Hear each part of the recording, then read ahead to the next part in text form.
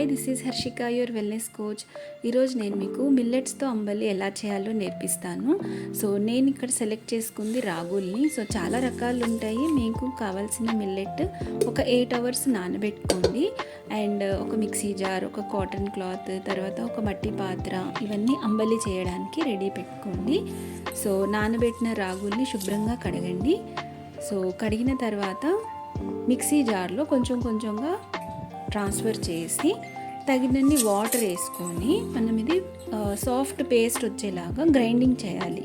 So ఈ process చేసే ముందు మనం ఏం చేసుకోవాలి అంటే స్టవ్ ఆన్ చేసి దాని మీద మన మట్టి పాత్ర ఉంటుంది కదా, అది పెట్టి ఒక 1 చెంబు నీళ్ళు అనేది వేసుకొని లిడ్ పెట్టేసి వెయిట్ చేయాలి. ఎందుకంటే ఇది బాయిల్ అవ్వాలి. వాటర్ బాయిల్ అయినప్పుడు మనము రాగులది పేస్ట్ అనేది కలపాలన్నమాట. ఓకే, సో ఇది సో సాఫ్ట్ పేస్ట్ అనేది ఇలా రెడీ అవుతుంది. సో జార్ మొత్తం కూడా నీట్గా క్లీన్ చేసుకోవాలి. అండ్ దెన్ ఎప్పుడైతే ఇది రెడీగా ఉందో వాటర్ కూడా బాయిలింగ్ వచ్చేస్తాయి.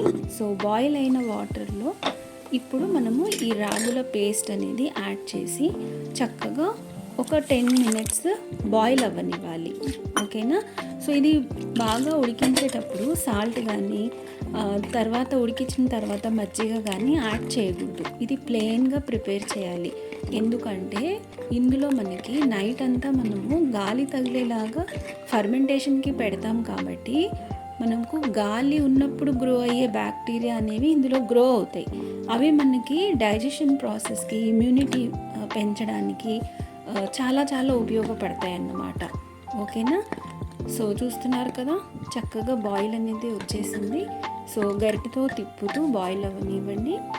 అండ్ ఆఫ్టర్ దిస్ ప్రాసెస్ ఏం చేస్తారంటే మీరు దీన్ని పక్కన ఒక స్టాండ్ మీద పెట్టుకోవాలి. అండ్ మూత మాత్రం పెట్టకూడదు. మనం కవరింగ్ అనేది చాలా ఇంపార్టెంట్. ఒక కాటన్ క్లాత్, కర్చీఫ్ లాంటివి ఉంటాయి కదా, సో అవి కూడా మనం యూజ్ చేసుకోవచ్చు. ఇలా గాలి తగలాలన్నమాట. సో గాలి తగిలినప్పుడు గ్రో అయ్యే బ్యాక్టీరియా మనకి చాలా శ్రేష్టం. అండ్ మిల్లెట్స్తో చేస్తున్నాం కాబట్టి మంచి ఫైబర్, ప్రోటీన్స్, మినరల్స్ అన్నీ కూడా మన బాడీకి అందుతాయి. ఇది మీరు నెక్స్ట్ డే ఒక 8 to 12 అవర్స్ తర్వాత మీరు ఇది కన్జంప్షన్ చేయాలన్నమాట. ఓకేనా. సో చక్కగా అంబలి రెడీ అయింది. Thank you.